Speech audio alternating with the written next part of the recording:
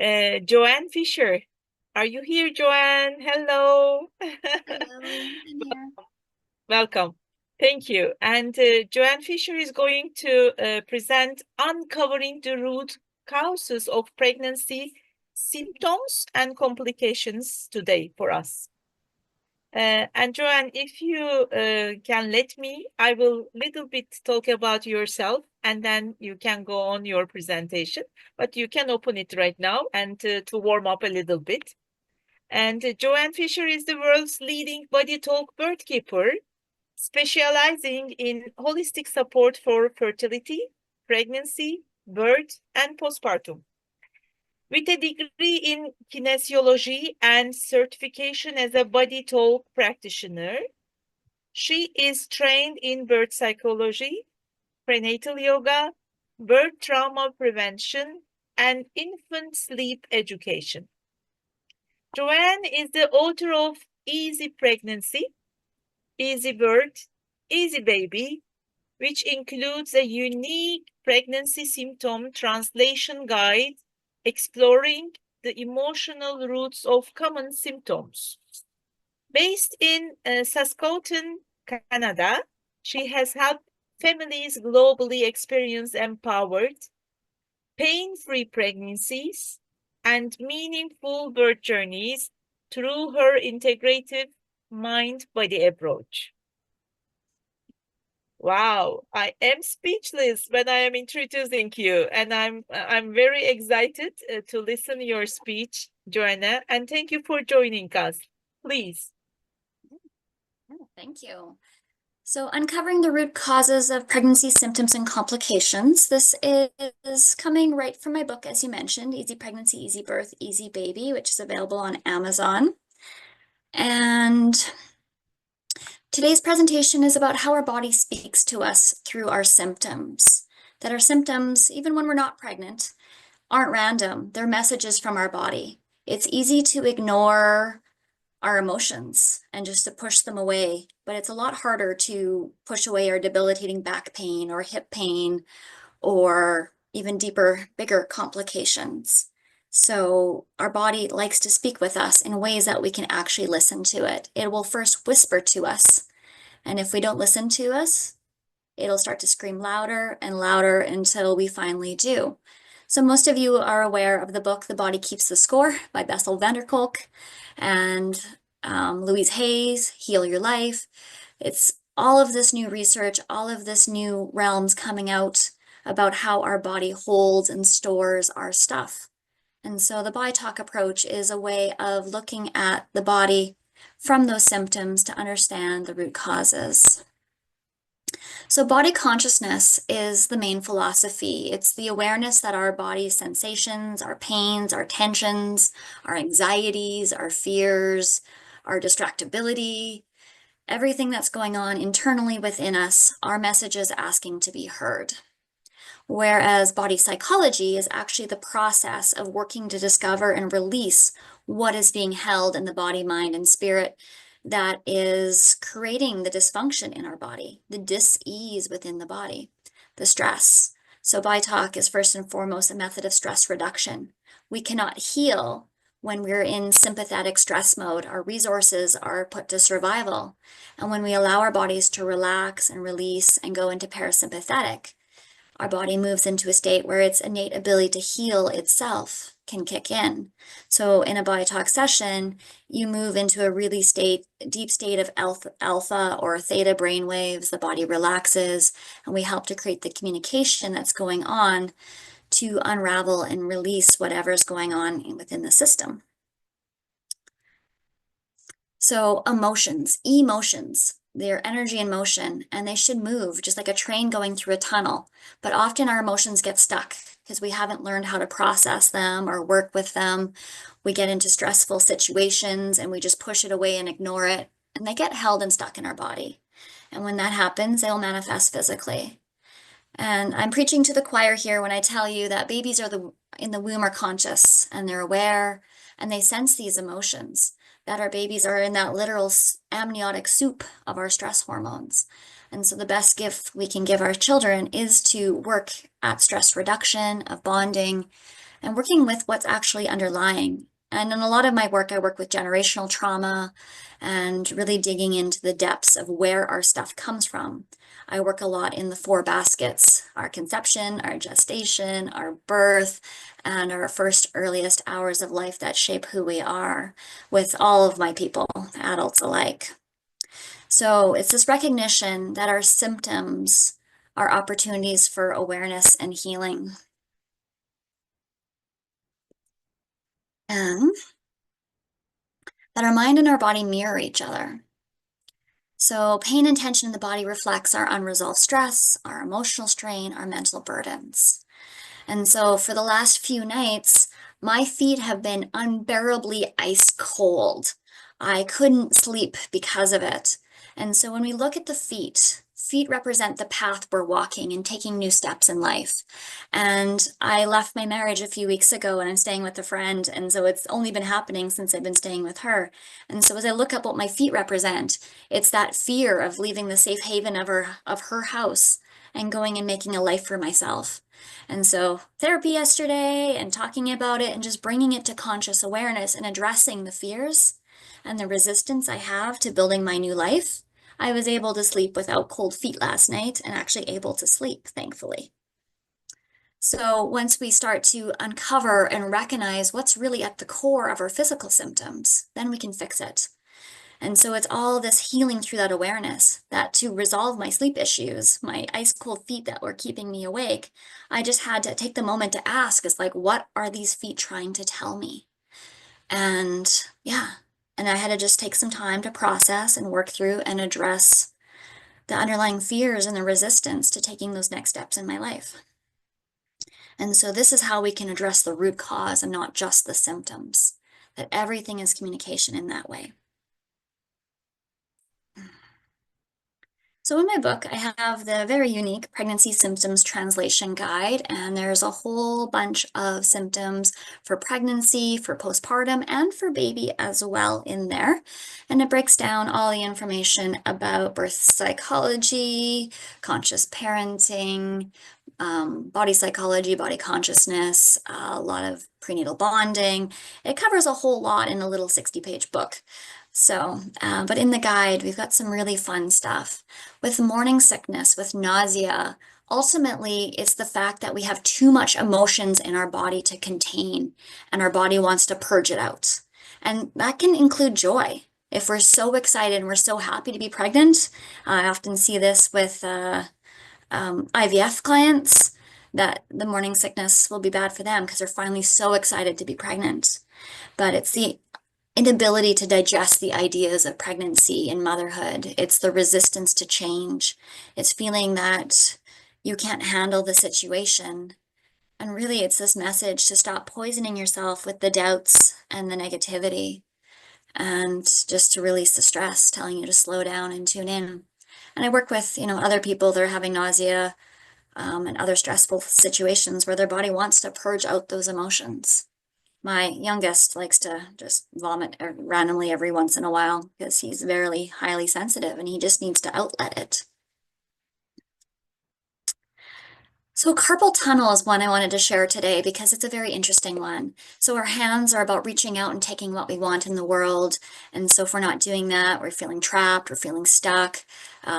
We get issues when we have repetitive patterns. We're not able to suppress ourselves. But it can also be about excessive responsibility and feeling overburdened, perfectionism, the pressure to produce results, things feeling out of reach. But in 2021, I had an interesting case with one of my clients. And in 2021, as you know, we were in the COVID pandemic. And here in Canada, we had the vaccine passport system where our health agencies required you to have the vaccines in order to work within the health system. And Susan worked in a care home. And she, being pregnant, didn't want to take the risks of this unknown, untested vaccine. And so she was feeling powerless. She was pressured to comply with the workplace mandates. There was shame and judgment. She was being labeled and ridiculed for her choices, that she was putting all the elders in danger. There was all this overwhelm and ultimately it came down that she felt like she deserved a slap on the wrist. And I didn't know she had a carpal tunnel issue at the moment. We went through her session. We were just working through all the workplace stress, how she was feeling, processing all the emotions. And she got up from my treatment table and went, oh yeah, by the way, I've been having severe carpal tunnel. I can barely even butter toast for the other kids. And so at the time I was writing this book, and I really credit Susan for pushing me to actually get this book into the world. I looked up what I had written for carpal tunnel, and I'm like, we just worked on this, we worked on this, we worked on this, we worked on this, but we didn't do anything to actually work on her wrists in the BodyTalk session. And we just worked on the underlying emotions and the stress. And I get a text message from her the next day that the carpal tunnel had completely resolved, that we worked what I was trying to tell her. And once she listened to and processed what she needed to work through, then it didn't need to communicate to her anymore, and it didn't need to give her that pain anymore. Just as like I didn't need my cold feet last night. Another great one that's common to pretty much every single newly pregnant person is that first trimester fatigue. And it's one of these symptoms we feel like we can't avoid, and we've got that mindset we can't change it, we can't fix it. But fatigue is this message that we need to slow down and be more nurturing to ourselves. It's feeling like we're limited in our abilities. It can relate to being frustrated by the physical changes, but also the societal restrictions of pregnancy, being told you can't do this or you shouldn't do this, and how that'll actually physically create that stress within our system. It's about feeling you can't handle the situation and feeling stuck and limited. And in my own experience, when I was pregnant with my first, I was teaching tons of yoga. I found out I was pregnant right when we went on our honeymoon, and we went hiking in the mountains. And then I was like doing power yoga classes. And the more active I was and the more I lived my regular active life, I didn't have the nausea. I didn't have the fatigue. I didn't have the nausea because I was able to just stay in my truth and stay in my own state and not feel restricted, not feel like I was giving up anything by the pregnancy, and I didn't need to have that fatigue. So gestational diabetes, I actually teach a little masterclass on this one in particularly. It's about feeling that there's no sweetness left in our life. And so when that happens, our body speaks out to us. It's about responsibility, feeling burdened by the pressures, lacking nourishment emotionally, feeling unsupported and deprived of joy and connection. It's about control struggles and not having the balance we need in our life. Fears of the future, the anxiety about the unknown, especially about becoming a parent. And so it's really a stress response in the body. And it's about not having that sweetness and that joy and feeling like there's just too much stress and we can't cope. So preeclampsia being another one of the major complications is the body's attempt to contain the pressure when the emotions feel too intense to express. It's overwhelmed, it's responsibility, it's expectations, it's fear, it's anger, it's frustration, most typically around feeling unsupported. It's about difficulty surrendering to the process of pregnancy, to the process of motherhood. Again, it's a stress state. It's about emotional overwhelm from taking on too much or feeling energetically invaded. So preeclampsia is hypertension, too much tension. And we deal with the tension, we deal with the stress, we can deal with the blood pressure, with or without pregnancy. I work with blood pressure for people of all ages and conditions. One of my favorites is working with post-dates babies. And I actually offer a no induction guarantee in my practice because the families that I work with throughout their pregnancy, the mom and baby are so connected, and we're working on communication that mom and baby, or birthing person and baby, I'm working with a few surrogates right now as well, are ready and excited that they don't need to go overdue. But when you look at it from baby's standpoint, it's about needing more time to prepare, or often there's uncertainty about the process or when they're supposed to come. I have the greatest story for my one baby. She hit 41 weeks, and I give free sessions if they hit 41 weeks and they feel like they're ready to have their baby. And so I just had a quick phone call. She's like, yeah, I'm done being pregnant. And this was baby number 12 for this woman. She was a very great birther. She had fairly quick, uncomplicated births, and I'd warned her that BodyTalk births happen faster and easier. And so I communicate with babies in the womb and preconception, spirit babies. And so I got a clear message from her little one, and he said, "Go in and I will come." They lived an hour away from where we are with our hospital in Saskatoon. And she's like, "I have an appointment tomorrow. Should I move it up?" And I'm like, "Clear yes." And so she came in, her and her husband went for lunch, had a beautiful experience. They go to the hospital. She gets assessed. They check her. She's 5 centimeters dilated with bulging membranes. And given her birthing history, they're like, "We will admit you even though you are not in labor." So she went out for a walk, felt some pressure, felt things were different in her body, and went back. They checked her. She was still 5 centimeters. And then, you know, little while later, her water breaks, and it was about 3 or 4 contractions later, they kicked in, and her husband caught the baby in the assessment room. She went in, and he came. And she is now pregnant with number 13, so we're going to plan a home birth for her this time. But yeah, so going overdue is the resistance of the birthing person, the anxiety, the lack of support, not being able to trust what's going on, trust the people, trust the environment. And we just need to allow our families to feel safe and secure. Oh, I wanted to keep it short so that because I usually go over all my slides. So we could talk about a few other symptoms if we have more time. Or are we ready for some questions? Yeah, you can. You have 5 minutes more. Joanne, if you want to use it, please go on. Okay. I just want to see if there's anything in the chat. Perfect.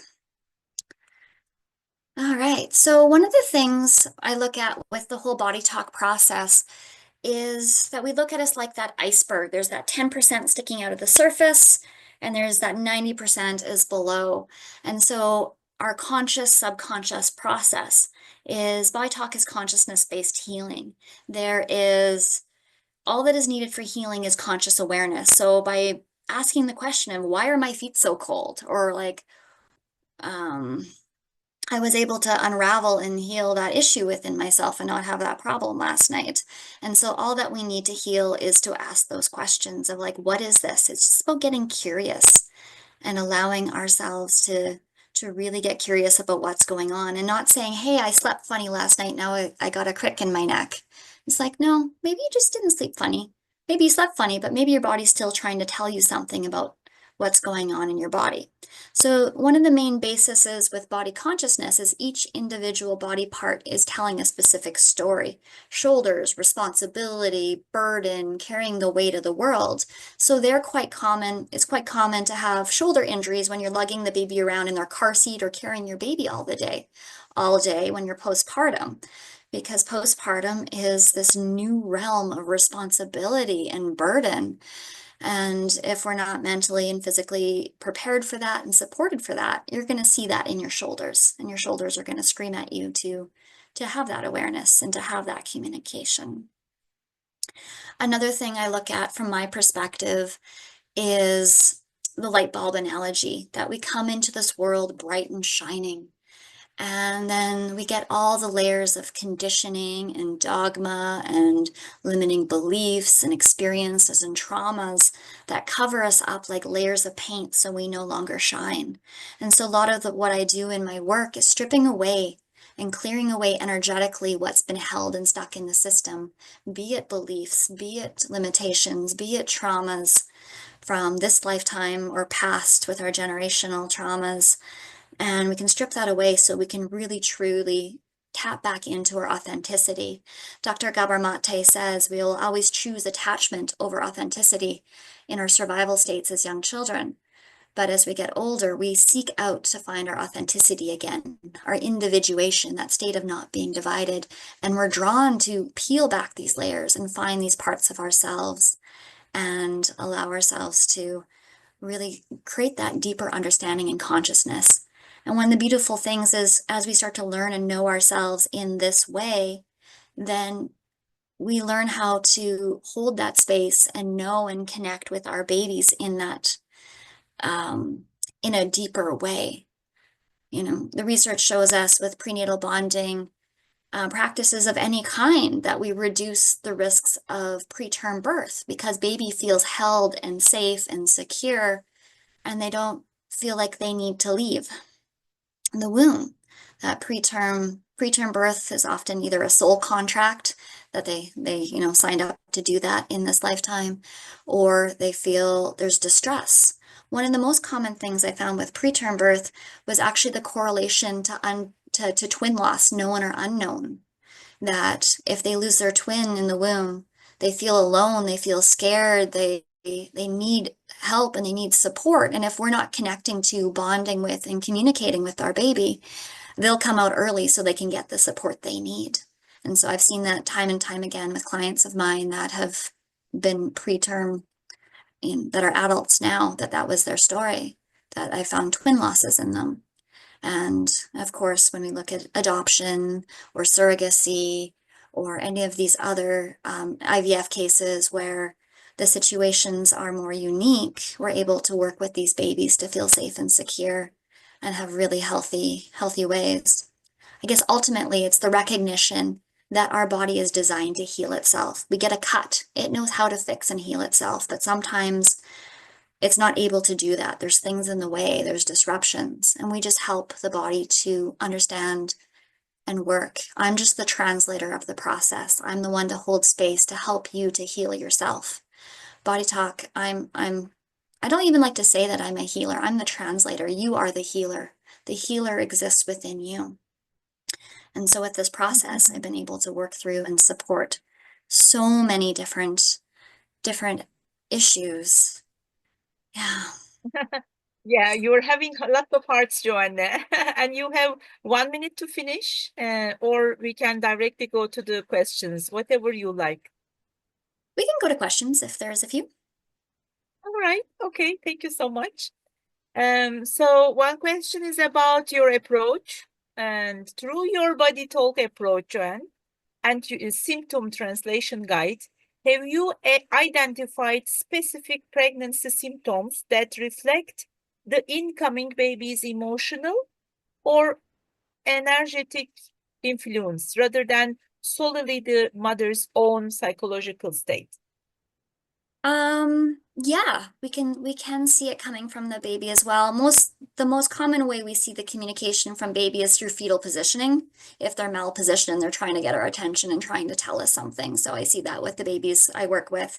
So I have really good results in getting babies to position properly by working with them to understand why they're not cooperating to get into position, and if there's a story to why they need that, but also using spinning babies tools and whatever else, the yoga tools to help the body be aligned as well. But yeah, with the babies,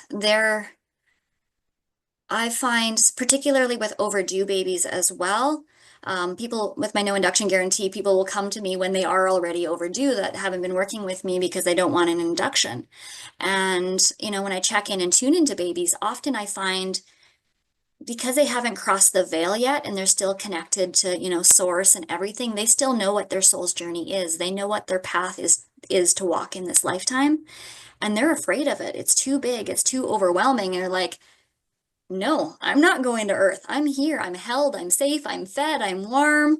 Why would I want to leave here? And so by working with and connecting with babies and helping them process their fears around coming into the world, then we can, get them to come on their own volition and not need those inductions. Thank you. So there is one more question. Do you have any experience with men or women who were once frozen as embryos? I've never had it come up for anyone talking about it being cold. I have a good friend whose son, who was an IVF conception, he actually babysits my kids. He remembers. He has his memories of of the IVF process, even now as a teenager, because she's continued to talk to him about it. And so she said to him, it's like, you're so handsome. He's like, yeah, I know, I got to pick. And so she would ask him questions as a child. And he's like, well, why would someone, choose to be short? He's like, well, we don't understand the context of what we're choosing, but we get to choose all of these pieces, right? And so his pre-birth memories are quite exceptional, and his mother has pre-verbal memories as well. So they're quite an exceptional family that I work with. Thank you. And I myself wonder, Joanna, because you're living in Canada, right? Yes. Okay. So in your country, how this system works, like the woman come to you, or pregnant woman come to you, or sometimes they are referred by their obstetricians or midwives. I don't know how it works. How is your communication with the birth team or doctors, especially? Mhm. Yeah, I'm in private practice, and so they seek me out. I also am a doula and birthkeeper, so they will seek me out more so as in that role. And yeah, so my engagement with the medical system is much that more as a doula now, from that same kind of standpoint. So thank you so much. And it was a very big honor to have you here, and very nice to meet you. And we hope we're gonna meet you in person maybe one day in one country all over the world. Thank you so much for joining us. Thank you.